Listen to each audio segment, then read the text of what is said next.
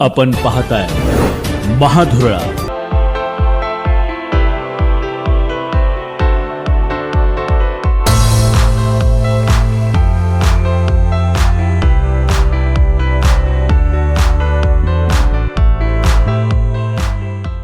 नमस्कार, महाधुरळा यूट्यूब चॅनलमध्ये मी गुरु बाळमाळे आपल्या सर्वांचं मनापासून स्वागत करतोय. आता वेध लागलेत महाराष्ट्राला 7 खासदारांचे, म्हणजे 7 राज्यसभेवर पाठवल्या जाणाऱ्या 7 नवीन खासदारांचे. त्यामुळे राजकीय हालचाली मुंबईत आता मोठ्या प्रमाणात सुरू झालेल्या आहेत.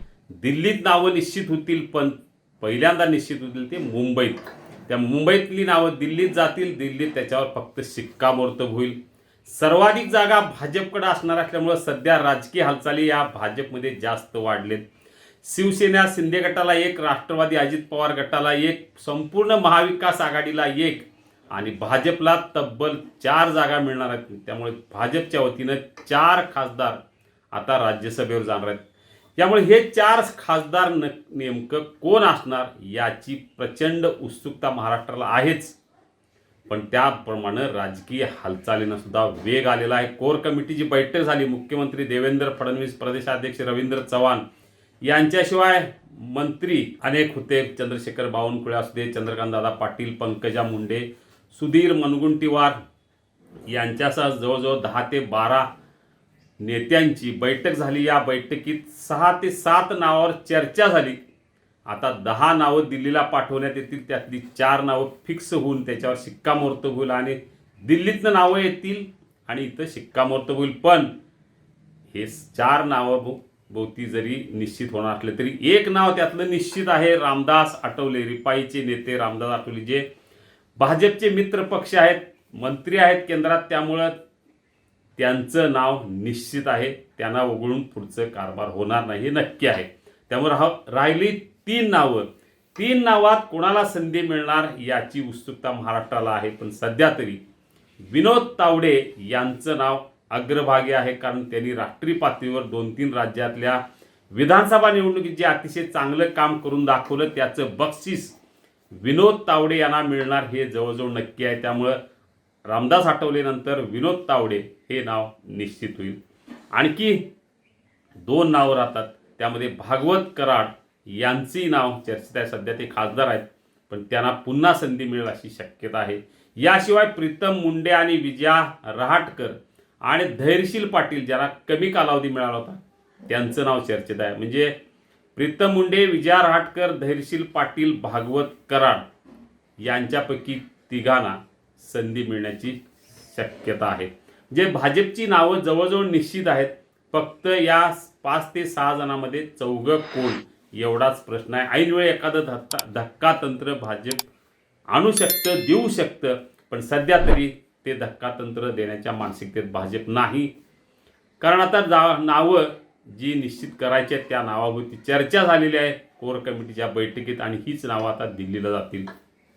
दिल्लीत राष्ट्रीय अध्यक्ष नितीन नवीन यांच्याशी चर्चा होईल आणि त्या नावावर शिक्कामोर्तब होईल. साधारणतः आणखी 4 दिवसांनी म्हणजे 28 फेब्रुवारीला या नावांची घोषणा होईल. 5 मार्चला निवडणूक आहे. त्यामुळे आता रावसाहेब दानवे यांचे नाव चर्चेत आहेत. पराभूत झाल्यानंतर लोकसभेला त्यांनाही अजून कुठं राज्यसभेवर घेतलेलं नाही, तर त्यांच्या नावाची चर्चा सध्या सुरू आहे.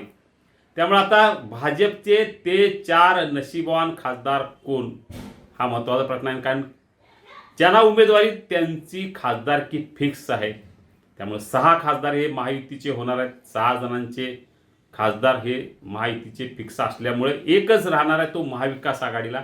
आणि महाविकास आघाडीमध्ये सुद्धा आता शरद पवार की प्रियांका चतुर्वेदी या संदर्भातला निर्णय 2 दिवसात होईल. सध्या फिल्डिंग लावलेली आहे सुप्रिया सुळे यांनी आपल्या वडिलांसाठी, कारण महाविकास आघाडीच्या वतीने एक उमेदवार निवडून द्यायचा असल्यामुळं शिवसेना उभाटानं आग्रह धरला ही जागा आम्हाला द्यावी. राष्ट्रवादी शरद पवार गटानं सुद्धा आग्रह धरला आणि तिसरीकडे काँग्रेसनं सुद्धा आमचं काय असा प्रश्न विचारलेला आहे. त्यामुळे काँग्रेसचं काय, कारण काँग्रेसकडे मतं भरपूर आहेत. त्यामुळे काँग्रेसलाही निर्णय घेताना विचारात घ्यावं लागणार आहे. काही झालं तरी महाविकास आघाडीचा एकच खासदार निवडून येणार असल्यामुळं काँग्रेसचा, शिवसेनेचा की राष्ट्रवादीचा हा निर्णय येत्या 2 दिवसात होणार. शरद पवार यांनी जर इच्छा व्यक्त केली पुन्हा खासदार व्हायचं तर ते शिवसेनेशी चर्चा करतील, काँग्रेसशी चर्चा करतील आणि त्यांचा मार्ग मोकळा होईल. सध्या त्यांची प्रकृती चांगली नसल्यामुळं चर्चेची जबाबदारी सुप्रिया सुळे यांच्याकडे आहे. त्या दृष्टीनं हालचाली सुरू झाल्यात, भेटीगाठी सुरू झालेल्या आहेत. शिवसेना शिंदे गटाच्या वतीनं 2 नावं सध्या चर्चेत आहेत. राहुल शेवाळे आणि संजय निरुपम या दोघांपैकी एकाला ती संधी मिळण्याची शक्यता आहे. राष्ट्रवादी अजित पवार गटाचा उमेदवार हा फिक्स आहे. पार्थ पवार यांना राज्यसभेवर पाठवलं जाणार हे नक्की आहे. त्यामुळे आता राष्ट्रवादीचा उमेदवार पार्थ पवार फिक्स. भाजपच्या वतीनं रिपाईचे रामदास आठवले, विनोद तावडे फिक्स. आता राहतो फक्त भाजपचे आणखी 2 कोण आणि महाविकास आघाडीचा संभाव्य उमेदवार कोण. 2 दिवसात या संदर्भातल्या हालचाली आणखी वाढतील. 2 दिवसानंतर या नावाची घोषणा होईल. 5 मार्चला निवडणूक होईल आणि महाराष्ट्रातलं राजकारण पुन्हा एकदा ढवळून निघणार की ही निवडणूक बिनविरोध होणार याची उत्सुकता आहे. कारण 6 जागा महायुतीच्या येणार आहेत, 1 जागा महाविकास आघाडीला. 7 जागा जर महायुतीनं लढवल्या तर मात्र प्रचंड चुरस होणार, फाटाफूट होणार, क्रॉस वोटिंग होणार. नेमकं काय होणार, पुन्हा महाराष्ट्राच्या राजकारणात नवा भूकंप होणार का याची उत्सुकता निश्चित आहे. पण सध्या तरी ते वाटत नाही. 6 जागा महायुती लढवेल, 1 जागा महाविकास आघाडीला दिला आणि फक्त महाविकास आघाडीचा उमेदवार ठरत नाही, कोणत्या पक्षाला उमेदवारी द्यायची हे ठरत नाही. आणखी 2 दिवस हे ठरण्याची शक्यता कमी आहे. बघूया आता नेमक्या राजकीय काय काय हालचाली होतात महाधुरळावर. या संदर्भातल्या राजकीय हालचाली आपल्याला हव्या असतील तर आत्ताच सबस्क्राईब करा महाधुरळा यूट्यूब चॅनल. धन्यवाद.